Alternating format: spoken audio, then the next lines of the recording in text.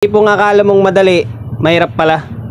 Pambihira oh. Inangat ko na itong isang board na to, tapos sinalpak ko yung isang board dito, yung dito galing. Tapos yung in-inject natin is yung supply lang ng relay ah. Ayaw talaga. Ayan oh.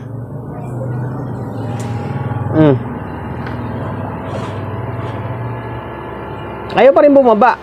Samantala dito na side na yan ha. Wala, ayaw, wala eh. For today's video, bali Technomaster Audio. Ayun no. A20 galing Baisia. Meron pa akong Technomaster dito na naka-line up. Ayun no. Yung CA18 medyo bugbog yan. Galing kwan pa to ah, galing Baisia, pinadala rito para ipagawa. Ayun no. Shoutout sa may-ari nito. Maraming salamat sa pagkakatiwala mo ng unit mo rito sa akin, sir ha. Ang issue nito kaya dinala rito sa atin, nagpo-protect daw. Nagpo-protect.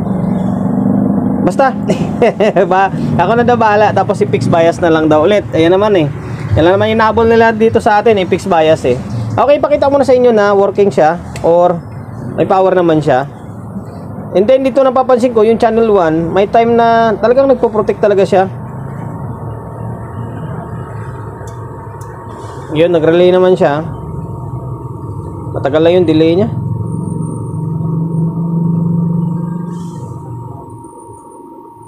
Okay, yan, naka-normal mode naman siya. Maglagay tayo ng speaker. Naglagay na ako ng speaker. Ayan, dito. Okay. Lagay natin ng input pala. Kalimutan ko yung input niya. Teka lang. So ngayon guys, bali, eto. Naka-on na siya. May speaker na, may audio source na. Usual na ginagamit natin. Ayan, oh, kasi nagsukat ako ng bias nito. Normal naman.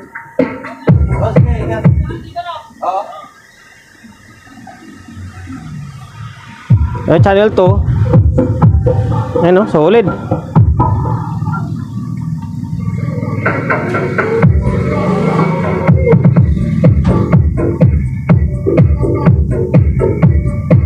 Okay. May audio naman to eh. Ngayon, ang gagawin na lang natin dito, i-fix bias natin. Kasi kasama sa deal natin yung pag-fix bias. And then, lahat ng pwede natin gawin dito na ikakabuti ng unit is gagawin natin. Linisin, and then linisan na rin natin. Okay, stay tuned na lang kayo. Ay, nagsukat ako ng bias pala dito kanina. Nasa 0.25 lang yung bias nito. Bahala na ako nang magdidiskarte dito kung ano yung bias na ipapalabas natin. So ngayon, stay tuned lang kayo. Maklasin ko muna yung channel 1. Ang pinagdiskita natin unang gawin. Ayan, common na lang sa ibang mga amplifier yung disenyo ng Technomaster din. Halos same lang ng CE series. Okay, yung trimmer na ginamit ay hindi siya kulay dilaw, kulay itim. Pero same lang ng proseso. Pihit-pihit din siya. 332, 3.3. 3.3 yung value na nakalagay dito. Ano, 332. So ngayon, tanggalin natin ito and then alam na, fix bias natin kasi isa sa request yan eh, na pinapa-fix bias sa atin. Okay, tanggalin ko ito. Tapos isagad natin ng 2.7 muna.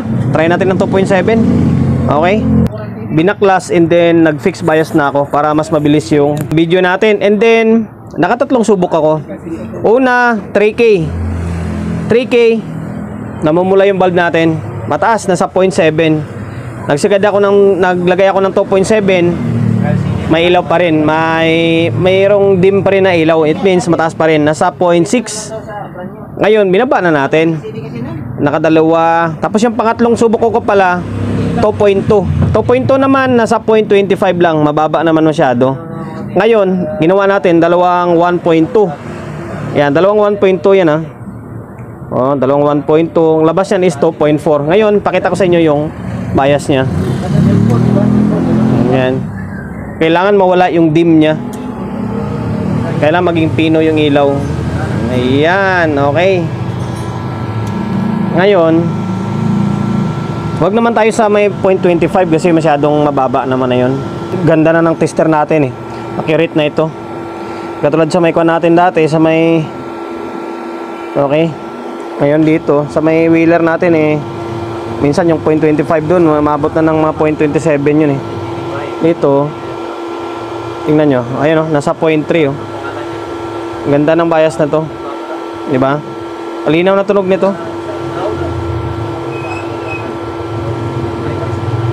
Oh, ayan, nasa 0.3 lang siya. Okay. So ngayon, okay na ito. Next naman natin yung isa. Next natin yung isa. Sabay na yan. Pagsabayin na natin para isang galawan lang tayo. Di ba? Ayun na, diretsuhan na tayo. Sabi ko nga sa inyo para mabilis video natin. Hindi na ako magsubok-subok para hanggang sa makuha ko siya. Dalawang 1.2. Dalawang 1.2 ang nilagay ko.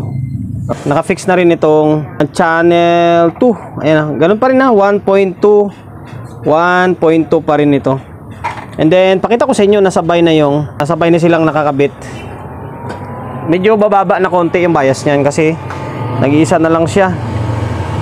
Okay, teka lang ha. Dito, tingnan mo, bumaba siya ng konti, di ba? Halos nasa 0.3 na lang talaga siya, oh. Di ba?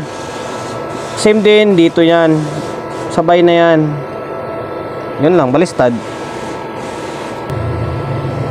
Oh, di ba?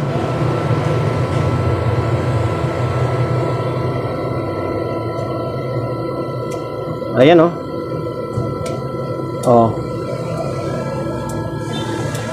Okay na. Gawin natin to. Oh, linis. Linis sabay switch pala doon, galaw-galawin natin. Yun na lang. Tapos ito na, general cleaning na tayo. Tapos audio test ulit tayo. Yan na, naka-fix na, dalawa. Ibalik ko na yung dalawang board. Tapos maglalagay na sana ako ng magte-testing na sana akong audio. Ang problema, ito lumabas na yung sira niya. Nako. Ayan, oh, tingnan nyo. Ayan, nag-on. Tinanggal ko yung supply, tinanggal ko. Tingnan nyo, ayaw bumaba yung protect. Ayaw bumaba. Dito talaga yung channel 1, isa to sa concern ni sir, nareklamo, nagpo-protect daw, Ayun, oh, naiwan, oh. Diba? Naiwan, oh. Wala na, hindi na nakakabit itong supply, pero nakaprotect pa rin siya. Tapos normal naman yung bias kapag nakalagay itong supply. Pambira na yan. Ngayon, gagawin natin dito. So yun ulit tayo. Yung tipong akala mong madali, mahirap pala. Pambihira, oh. Inangat ko na itong isang board na to, tapos sinalpak ko yung isang board dito, yung dito galing. Tapos yung in-inject natin is yung supply lang ng relay, Ayaw talaga, punyeta. Ayan, oh.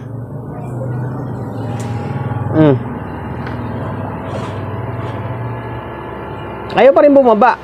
Samantala dito na side na yan, Wala, ayaw, wala.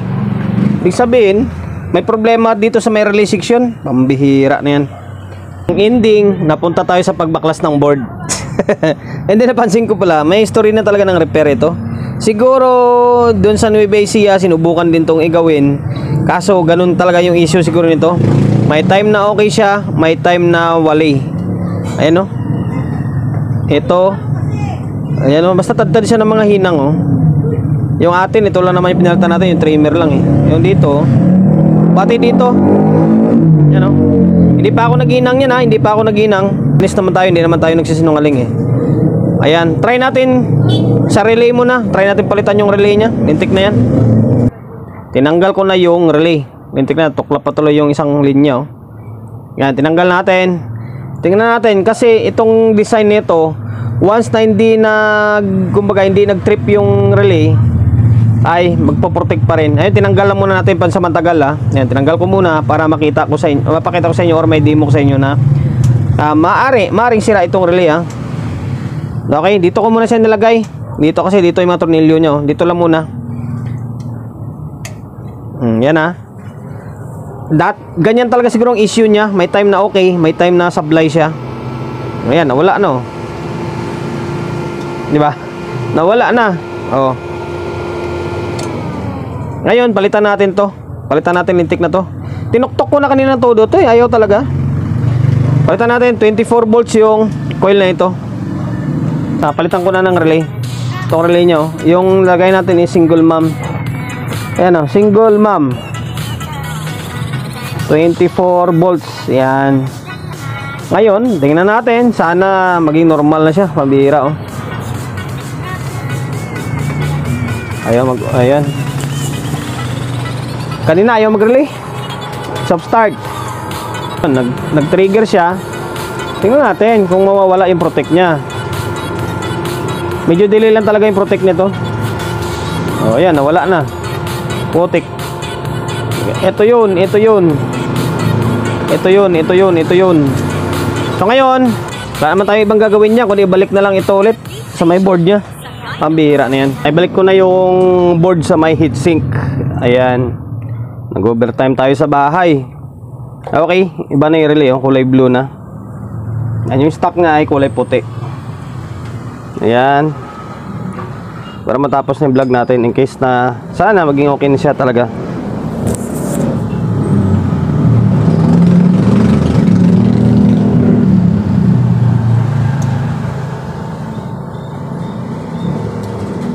Relay, dalawa. At tatlo kasama yung soft start pa lang. Ayan, medyo nadidelay lang talaga yung pagbaba ng protect dito. Okay, naging normal na siya.